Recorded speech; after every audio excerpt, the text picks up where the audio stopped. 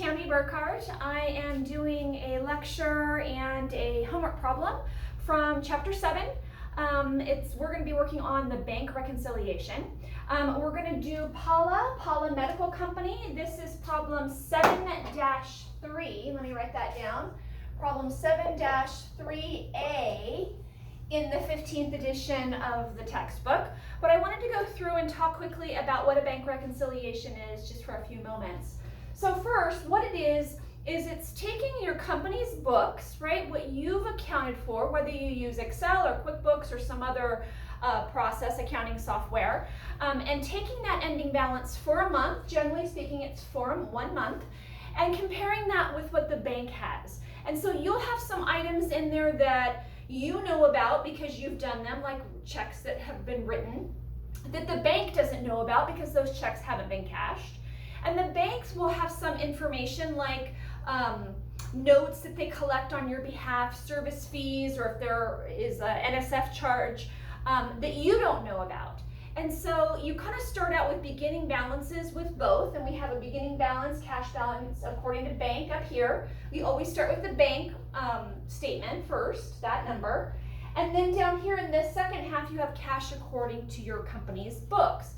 And then so these two numbers are going to be different, right? Because they get different numbers that go into making them up. But by the time you get down to the adjusted balance, these two numbers here in the adjusted balance, they do need to match. They need to equal each other. And that's how a bank reconciliation is done. So let's jump into doing Paula Medical Company. I'm just going to read the opening for problem 7-3A. It says, the cash account for Paula Medical Company at June 30th, 2001 indicated a balance of $82,726. So that's the cash account for Paula, so that's going to be the number that goes here, 82,000. We can do a dollar sign there, 82,726. And then it goes on to say, it says the bank statement indicated a balance of $128,040. So that number will go here, $128,040. So now you have your opening balances. Now, there might be an occasion where you don't get those numbers right in the first sentence.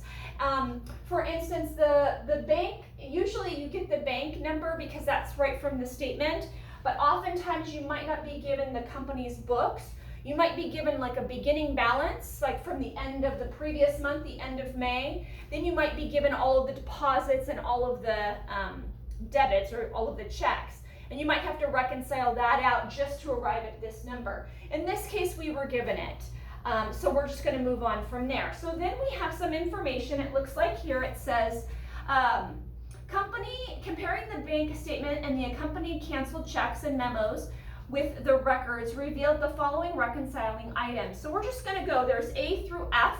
We're going to go through each one, and if they're pretty self-explanatory, I'm just going to jot them down. And then if we're going to have, there's a couple of them that we might have to talk about a little bit. We'll put those here over in the notes. All right, let's start with A. A says checks outstanding totaled $34,090. So outstanding checks are what I alluded to before. Those are things that the company knows about because we wrote the checks, but they might not have been cleared. So everybody we write checks to, it's not their absolute obligation to cash them immediately or within the same month that they were written. And so those outstanding checks we know about, they're already included here, but the bank doesn't yet. So we're going to actually subtract those outstanding checks.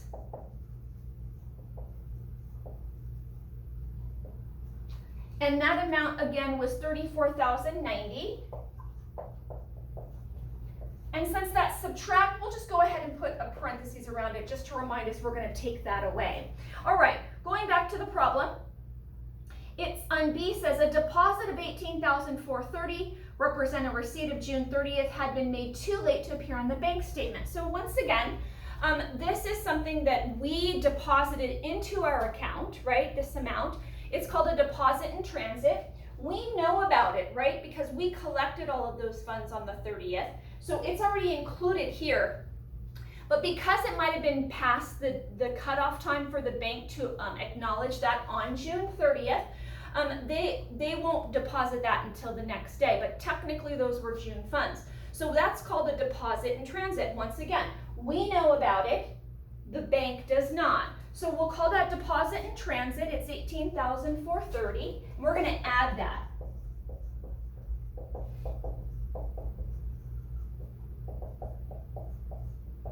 And because we're adding that, we'll just leave that be just like that as a positive number. All right, moving on. The bank collected $31,779 on a $29,700 note, including interest of $2,079. So this is one of those things that I mentioned at the beginning, that the bank collected this on our behalf. So the bank already knows about it. They collected the money. It's included in this total. And not that we didn't know about it, we knew that we had a note collected, but we don't know for sure that whoever has that payee paid that amount. And so we wait for the bank rec to come.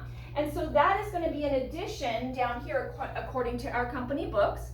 And it's basically note and interest. So I'm going to write note collection and interest. And that note collection interest, the total amount is $31,779. And again, that's positive, right? That's money that's coming into our account. We're going to add that to our balance. All right, moving on to D. D is one of the areas that we're going to have a note. D says, a check for $1,900 returned with a statement had been incorrectly recorded by Paula as $190.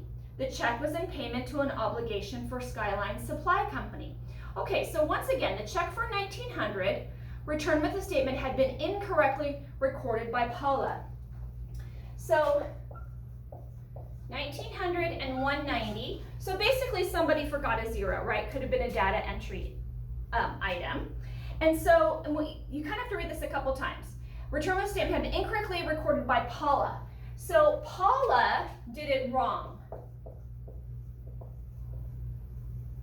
Okay, and they recorded this amount by Paula, and that was wrong. The bank was correct, and that amount is $190. So the first step you need to do is take the difference between those two. The difference between these two is $1,710. So we're taking the difference between those two, and we've got to figure out where we're going to do it. So we always want to do it with, we make the adjustment on whomever's wrong. Okay, so that's why we go back up here. We have to read the sentence a couple times. We go back up here in our notes. And we say, okay, Paula was wrong.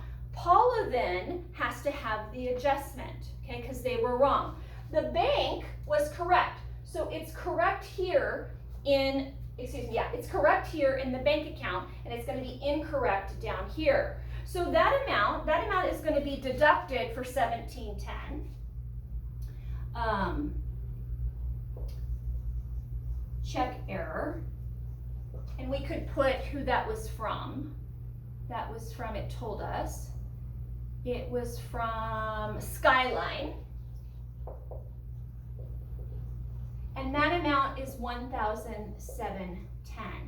And we're going to subtract that amount out of the company's books, okay? All right, moving on. E says, a check drawn for $370 had been erroneously charged by the bank as $730. So once again, it was a check drawn for $370, so that's one thing, $370, and that's Paula. They were correct that time, right? It says had been erroneously charged by the bank as $730. So once again, somebody's data entry entered that incorrect. Okay, so Paula was correct, right? So we're not going to make an adjustment to the company's books because they were right. This includes the correct answer. But the bank was incorrect. So the first thing we're going to do is we're going to take the difference between those, and then we're going to put it on that top half as a bank error, and that amount is $360. And we are going to add that back. We're going to add the bank error. And I didn't catch who that was from, but it's $360 there. All right. Moving on, I think we only just have one more item. It didn't tell us who it was from, so we'll just write bank error for that. Last one, F says, bank service charge for June amounted to $55. Again, the bank already knows that. They had taken that out of this amount. We're the ones that need to deduct that. So I'm just gonna write service fee or bank fee. And this is subtracted, sorry about that, and then another $55 is subtracted. Okay, so now we've gone through all of the items A through F. We had a couple of notes, right? So this is kind of the process that you use. And then over here, all we need to do is take the beginning balances, add the additions, subtract the subtractions, and then we get our adjusted balance. And we hope, right, we cross our fingers that we did it correctly and that we have both the same dollar amount at the end. The correct amount is $112,740, and I believe we're good on both ends. And so once again, that's how we do a bank reconciliation, and we use the example for Paula Medical Company. Thank you.